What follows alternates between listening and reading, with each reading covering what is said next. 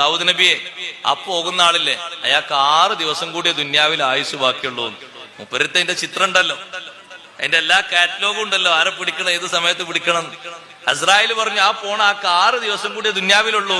ദാവൂദ് നബി അലൈഹി സ്വലാം 2, 3, 4 കൊല്ലം കഴിഞ്ഞിട്ട് ഈ മനുഷ്യനെ കണ്ടപ്പോ ദാവൂദ് നബി ചിന്തിച്ചു, പടച്ചോനെ ഇയാളെ പറ്റിയല്ലേ എന്ന് 6 ദിവസം ഉള്ളൂ എന്ന് പറഞ്ഞു.